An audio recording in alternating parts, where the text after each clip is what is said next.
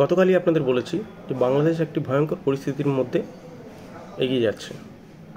আমরা গতকাল দেখেছি যে প্রভু চিন্ময় কৃষ্ণদাস ব্রহ্মচারী তাকে চট্টগ্রাম এয়ারপোর্ট থেকে ডিবি তারা অ্যারেস্ট করেছে, এবং যার জন্য গতকাল রাত্রে বাংলাদেশে এক বিচ্ছিন্নভাবে বিক্ষোভ দেখা গিয়েছে। যেটা কেউ ভাবতে পারছিল না যে এরকম ধরনের ঘটনা হয়তো বাংলাদেশে ঘটবে। দেখুন, জুলাই মাসে যে বিপ্লব হয়েছিল সেই বিপ্লবের সাথে একটা নতুন বাংলাদেশের সূচনা হয়েছিল।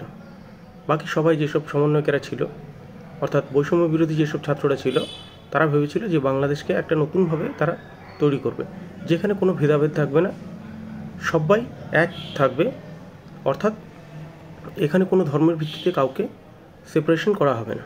কিন্তু আমরা দেখেছি এই জুলাই বিপ্লবের পরে, অর্থাৎ 5ই আগস্টের পর থেকে বেশিরভাগ মাইনরিটিদের ঘরবাড়িকে পুড়িয়ে দেওয়া হয়েছে এবং তাদের উপর অত্যাচার করা হয়েছে। আর সবথেকে বড় ব্যাপার, গতকাল যে ঘটনাটা ঘটল সেই ঘটনার দ্বারা প্রমাণিত বাংলাদেশ এখন এক ভয়ঙ্কর পরিস্থিতির মধ্যে চলে গিয়েছে। কারণ সেখানে কোনো আইন শৃঙ্খলা বলে কিছু নেই, যে যা পারছে তাই করছে। গতকাল ঢাকা বিশ্ববিদ্যালয় মেডিকেল কলেজে সেখানে বৈষম্য বিরোধী যেসব ছাত্রছাত্রীরা ছিল তারা সেখানে উচ্ছৃঙ্খল পরিবেশ সৃষ্টি করেছিল।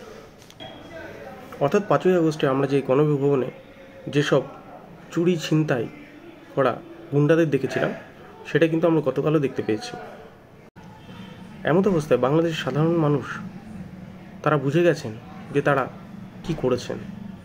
সত্যি কি তারা স্বাধীন হয়েছেন? সত্যি কি একটা সুন্দর বাংলাদেশের তৈরি হয়েছে? যদি তাই হয় তাহলে কেন এই ধরনের বৈষম্য? কেন গতকাল এই চিন্ময় কৃষ্ণদাস ব্রহ্মচারীকে আটক করা হলো? তাকে বলা হয়েছে যে তাকে আটক করা হয়েছে যে সে নাকি গত 30শে অক্টোবর একটি জনসভায় সেখানে জাতীয় পতাকার অবমাননা করেছিল। সেখানে নাকি তিনি জাতীয় পতাকার সাথে সনাতন ধর্মের যে পতাকা থাকে সেই পতাকা তিনি সেখানে উড়িয়েছিলেন। আর এই ঘটনার জন্য কমপ্লেন করেছিলেন বিএনপির এক নেতা। কিন্তু পরবর্তী ক্ষেত্রে সোশ্যাল মিডিয়ায় যেটা জানা গিয়েছে, সেখানে যে বাংলাদেশের পতাকাটি ছিল সেই পতাকার মধ্যে চাঁদ তারা খচিত ছিল। আচ্ছা, আপনাদের কাছে একটা প্রশ্ন থাকবে যে বাংলাদেশের পতাকায় আমরা যেটা এতদিন ধরে দেখে এসেছি লাল এবং সবুজে, এখানে কি কখনো কোনো আপনারা চাঁদ এবং তারা দেখেছেন? যদি না দেখে থাকেন তাহলে সেটা জাতীয় পতাকা কী করে হলো? প্রশ্ন থাকছে আপনাদের কাছে, কমেন্টে অবশ্যই আপনারা জানাবেন। তাহলে কি কারণের জন্য এনাকে এইভাবে আটক করা হলো? বিষয় হচ্ছে, ইনি ইসকনের অধ্যক্ষ, আর ইনি হিন্দু ধর্মকে রক্ষা করার জন্য তিনি এগিয়ে এসছেন। ফলে গিয়ে বুঝতেই পারছেন যে কোনো ব্যক্তি যদি কোনো ধর্মের হিসাবে এগিয়ে আসে তাহলে তাকে কিন্তু আজকের ডেটে বাংলাদেশের যা সিচুয়েশন, তারা কিন্তু অবশ্যই দমাতে চাইবে। তাহলে এটাই কি সত্যি?